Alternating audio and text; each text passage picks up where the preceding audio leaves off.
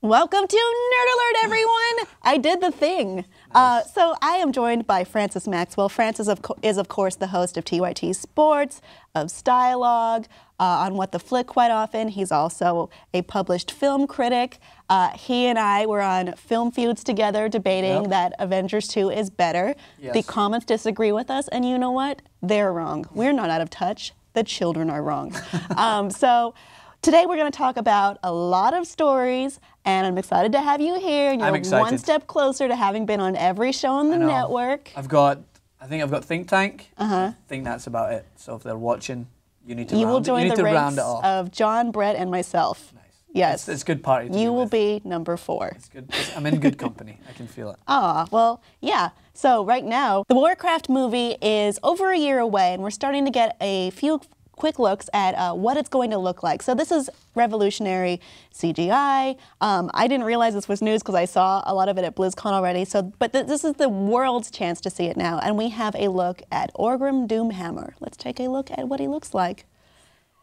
So that is a CGI character combined also with Rob Kazinsky, who is the actor playing him, and some concept art from Blizzard, of course. And this is, I didn't mention, ILM, so it's good stuff. Wow. And do you know what's kind of embarrassing? I talked to you about this off camera, is I know him from like an English soap opera. The guy who's Rob playing this guy. Kazinsky? Yeah, he was in EastEnders, right? That was who he's in, but he's also been in many other things. But this is fascinating.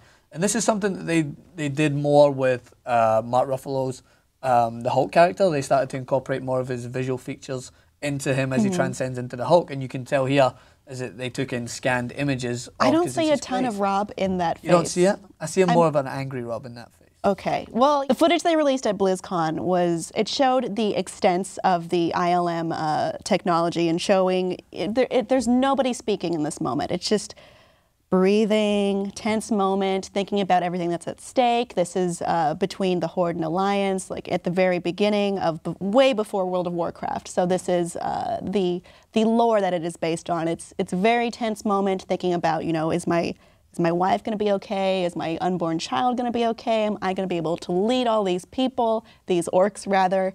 How is this going to turn out? It's very tense, and I was surprised to see that, because usually when we look at CGI characters, or almost fully CGI characters, you don't feel nuance, I would say. Yeah, but I definitely felt it watching this. Well, I'm really excited about seeing this movie because it seems like 2016 is going to be a big year, especially for video games transcending over into movies, because we have Assassin's Creed going to be coming out, and they just happen to have 2 very well-known and Oscar-winning actresses, Marion Cotillard and Michael Fassbender, right, who's going to be in it. So it's clear that I think it could be fair to say that when Hitman came out, people were a little bit flattered to deceive a little bit. I think the first one, and people were like, oh, is video games going to transcend over into the big screen as well? Whereas now with the moves that are coming forward with Assassin's Creed and with World of Warcraft, I think I'm excited about it, and hopefully they do it right. Well, we've always had this kind of stigma, like all video game movies are bad. Yes. Looking at maybe Street Fighter, Mortal Kombat, Super Mario Brothers. Yeah. Not the best movies. They're fun, but they're not good. I was always waiting on Metal Gear Solid being made into a movie. I thought it could definitely have a great storyline for it, and they tipped it, and I was like, all right, please do it. No.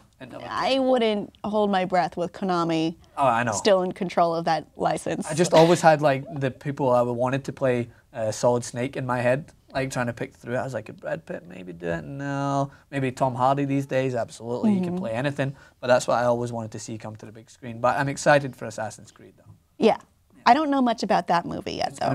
They've not released much, only released the characters. And as soon as they cast Michael Fassbender, I was like, okay, he was unbelievable in 12 Years a Slave. I was like, this is a good cast to bring in, because when it was Hitman, I didn't know as well the cast at that point. Maybe they're a little bit more known now, but this is a good move to transcend how big video games are going to be in the near future, I think. Well, I think we're definitely seeing this in Warcraft coming out. Rob Kazinsky did, from what I saw, also he walked around at the orc walk on stage, because he did. I believe he was mocapped as well. Yeah. It was really good looking, and then the special effects were just face-meltingly astounding. I like that term. That's a verb. That's a great term. I'm looking forward to seeing what they do with this. I do have high hopes. What are your hopes, audience? Do you think they're going to pull it off and make video game movies awesome and up to their potential, and what us fans hope they will be? Let us know below in the comments, and please be sure to subscribe for more.